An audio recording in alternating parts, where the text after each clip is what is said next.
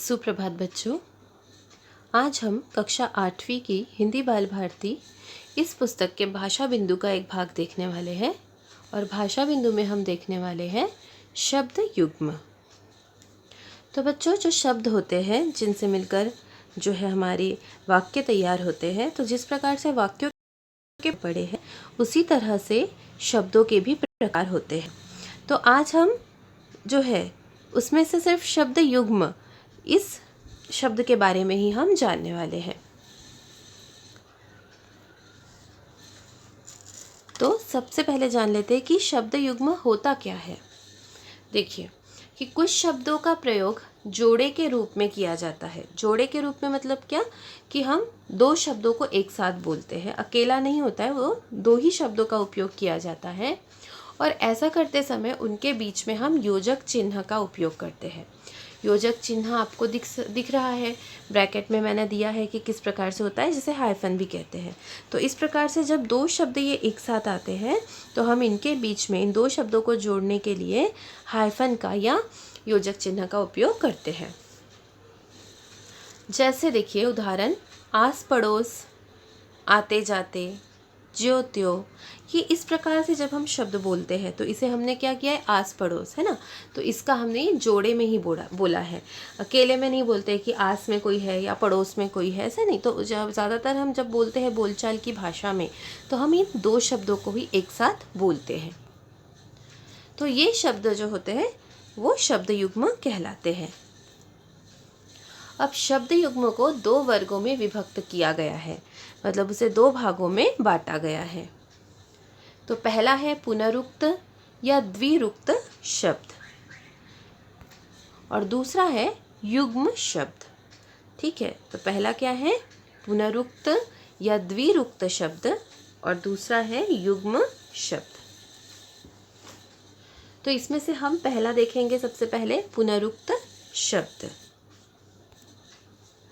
देखिए पुनरुक्त शब्द की यहाँ पर जो है उसे परिभाषा के माध्यम से उसे स्पष्ट किया गया है कि पुनरुक्त शब्द को द्विरुक्त शब्द भी कहा जाता है और जब किसी एक शब्द का दो बार प्रयोग किया जाता है तो ऐसे शब्द को पुनरुक्त या द्विरुक्त शब्द कहा जाता है। क्या कहा गया है कि जब कोई शब्द बोलते समय हम एक साथ अगर उसको दो बार हम दोहराते हैं, दो बार बोलते हैं, तो उसका मतलब होता है वो कौन से प्रकार का शब्द है, पुनरुक्त या द्विरुक्त। पुनः का मतलब ही है फिर से होना और द्वि का मतलब है दो, है ना, दो बार बोलना। तो इस प्रकार से जब हम उसे दो बार बोलते हैं तो वो पुनरुक्त या द्विरुक्त शब्द होता है। जैसे देखिए हरे हरे पत्ते, यहाँ पर हरे हरे का क्या किया है, दो बार उपयोग किया गया है और साथ ही उसे योजक चिन्ह से भी उसे दर्शाया गया है। घर घर आदि। तो इस प्रकार से आप देख रहे हैं कि एक साथ एक ही जैसे दो शब्दों दो बार बोला गया है, इसलिए ये पुनरुक्त या द्विरुक्त शब्द होंगे। जब एक ही शब्द दो बार प्रयोग किया जाता है तो इनके बीच में योजक लग जाता है तथा अर्थ में भी अंतर आ जाता है। जैसे हरे पत्ते का अर्थ है हरे रंग के पत्ते, पर यदि हरे हरे पत्ते कहे तो इससे आशय निकलता है बहुत सारे रंग के पत्ते। तो इस तरह से जब एक ही शब्द को दो बार दोहराया जा रहा है और योजक चिन्ह से उसे जोड़ा गया है तो उसका अर्थ भी कैसे बदलता है ये देखिए। जैसे अगर एक ही बार कहा जाता कि हरे पत्ते तो उसका साधा सा मतलब होता कि हरे रंग के पत्ते, लेकिन दो बार हरे हरे पत्ते, उसका मतलब यहाँ निकाला गया है कि जैसे बहुत सारे रंग के पत्ते, कई रंग के पत्ते। इस प्रकार से कई बार पुनरुक्त शब्दों में किसी कार्य को बार बार करने या देखने की ध्वनि भी निकलती है। जैसे वह छिप छिप कर देख रहा था। वाक्य में छिप छिप कर देखने से बार बार देखने का अर्थ प्रकट होता है। तो इस प्रकार से बच्चों, जो शब्द आपको दो बार दिखाई देते हैं, एक साथ में ही दो बार जिनका उपयोग किया जाता है, वो है हमारे पुनरुक्त या द्विरुक्त शब्द। तो अब पुनरुक्त शब्दों के हम कुछ उदाहरण देख लेते हैं। देख देख कर, पीछे पीछे, जगह जगह, आते आते, सुबह सुबह, कभी कभी और ऊंचे ऊंचे।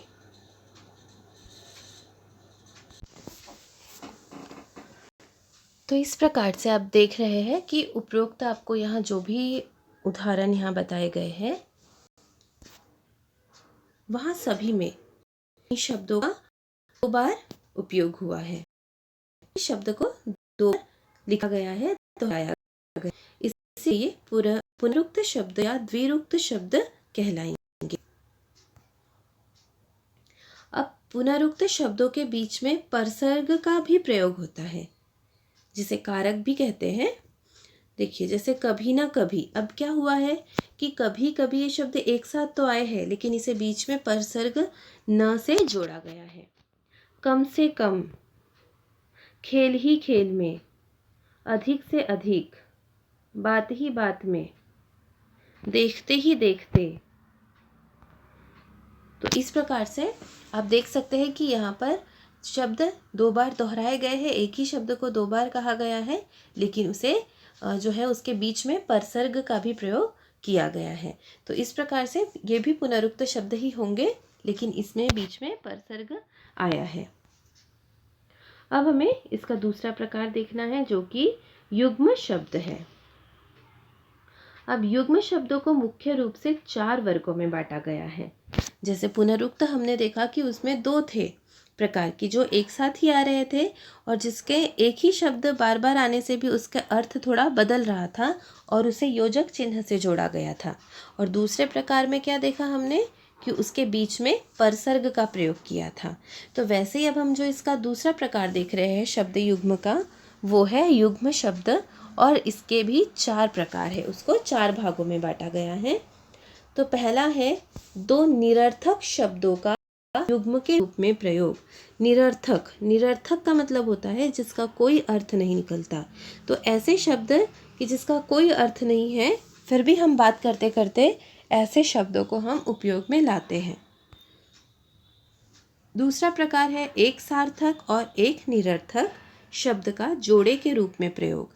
अब जैसे कि शब्द युग्म से ये बात स्पष्ट है कि जो भी आपको वो शब्द, उस प्रकार के शब्द मिलेंगे वो तो जोड़े में ही होंगे, ठीक है। तो पहले प्रकार में जो जोड़े में शब्द होंगे वो दोनों निरर्थक होंगे, लेकिन उसके दूसरे प्रकार में क्या होगा कि एक सार्थक होगा और एक निरर्थक होगा। अब तीसरा जो प्रकार रहेगा उसमें मिलते जुलते शब्दों का उपयोग होगा जोड़े के रूप में। और उसके चौथे प्रकार में, चौथे में भी उसमें 2 भाग आ जाते हैं बच्चों, कि एक तो 2 विलोम शब्द होंगे और दूसरा भिन्न लिंग वाले शब्द का युग्म के रूप में प्रयोग होगा। तो इस प्रकार से इसके अब ये जो 4 वर्ग है, अब हम इसे एक एक समझते हैं और उसके उदाहरण देखते हैं।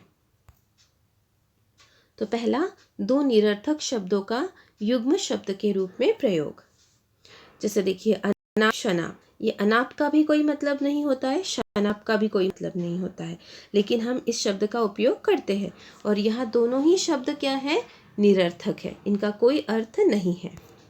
वैसे ही हाय तौबा, टाल मटोल, नोक झोंक, ऐरा गैरा, साठ गांठ, उबड़ खाबड़, इस तरह से आप देखोगे कि ये जो है, ये दोनों ही इसमें जो शब्द आ रहे हैं, शब्दों के जो जोड़े आ रहे हैं, ये दोनों ही शब्द इसमें निरर्थक है, इनका कोई अर्थ नहीं है, मगर बोलचाल की भाषा में इनका उपयोग होता है, इसीलिए ये निरर्थक शब्दों का युग्म शब्द कहलाएंगे।